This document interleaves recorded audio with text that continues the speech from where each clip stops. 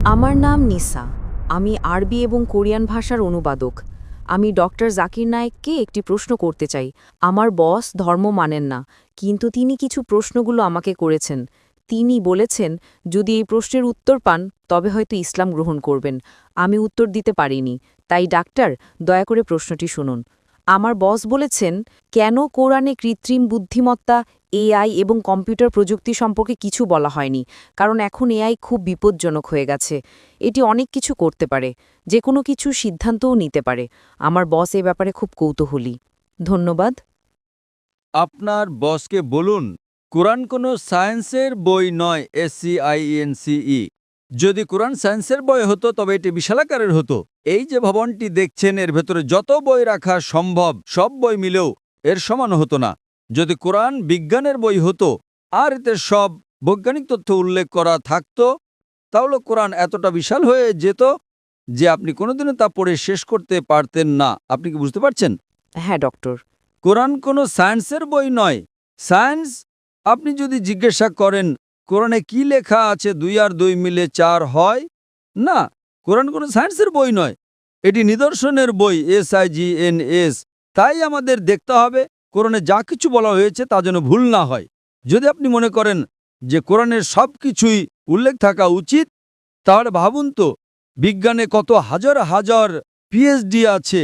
Doctor, engineer, heart specialist, brain specialist, এই সব কিছু যদি কোরআনে লেখা হতো আর আপনি তা পড়া শুরু করতেন, তাহলে আপনার পুরো জীবনেও তা শেষ করতে পারতেন না। ঠিক না বেঠিক? সুতরাং কোরআনে বিজ্ঞানের সব কিছু উল্লেখ নেই, দয়া করে ভুল বুঝবেন না। কিন্তু কোরআনে যা কিছু বলা হয়েছে তার কোনোটিই ভুল নয়। যদি কোরআনে এমন কোনো বৈজ্ঞানিক তত্ত্ব থাকে যা ভুল প্রমাণিত হয়, তবে তা আল্লাহর পক্ষ থেকে হতে পারে না।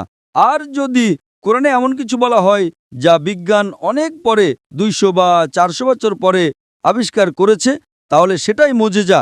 তাহলে প্রশ্ন হলো কোরআনে AI এর কথা বলা হয়নি কেন? কোরআনে এটা কেন থাকা উচিত?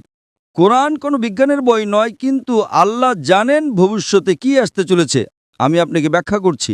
1 নম্বর, মানুষ আমাকে প্রায় জিজ্ঞাসা করত যে ইসলামী শরিয়া অনুযায়ী যদি আপনার কাছে ভিডিও রেকর্ডিং থাকে, যদি কোনো ভিডিও রেকর্ডিং থাকে যে কেউ চুরি করেছে, ইসলাম অনুযায়ী সেটা প্রমাণ নয়। এটাকে প্রাথমিক প্রমাণ হিসেবে ধরা হয় না, এটা দ্বিতীয় প্রমাণ। 10 বছর বা 20 বছর আগে যে কোনো সাধারণ আদালতে যদি আপনি CCTV ফুটেজ দেখাতেন আর তাতে চোর ধরা পড়ত যে কেউ চুরি করছে, সেটাই যথেষ্ট ছিল। কিন্তু ইসলামে তা নয়। ইসলামে চোখের সাক্ষী প্রয়োজন। তখন মানুষ অবাক হয়ে বলতো এটা কেমন ধর্ম? কোনটা বেশি নির্ভরযোগ্য, প্রত্যক্ষদর্শী নাকি ভিডিও রেকর্ডিং? কোনটা ভালো, ভিডিও রেকর্ডিং ঠিক না ভুল?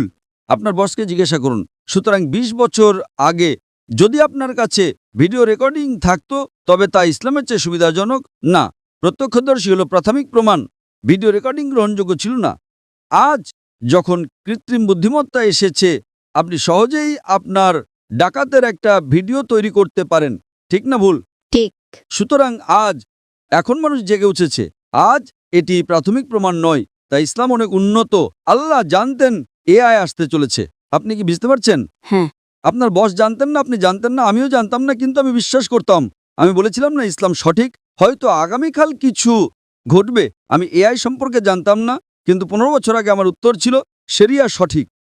আমরা জানি না আগামীকাল এমন কিছু ঘটবে যে ভিডিও রেকর্ডিং যথেষ্ট প্রমাণ হবে না। এটাই ছিল আমার উত্তর, এবং আজ আমার উত্তর সঠিক। আপনি কি বুঝতে পারছেন? সুতরাং আল্লাহ AI সম্পর্কে জানেন, তাই ভিডিও রেকর্ডিং প্রাথমিক প্রমাণময়। আপনি কি বুঝতে পারছেন? হ্যাঁ। কিন্তু প্রত্যক্ষদর্শী হলো প্রাথমিক প্রমাণ। সুতরাং আল্লাহ AI সম্পর্কে জানেন। যদি তিনি সবকিছু লিখতে শুরু করেন, আপনি ছোট কোরআনই পড়েননি, আপনি চিকিৎসা, ভ্রূণতত্ত্বে সবকিছু সম্পর্কে কি পড়বেন? না, এটি টেলিগ্রাফিক মেসেজ। সুতরাং এটি ঈশ্বরের পক্ষ থেকে নয়, তা প্রমাণ করার জন্য আপনাকে ভুল খুঁজে বের করতে হবে।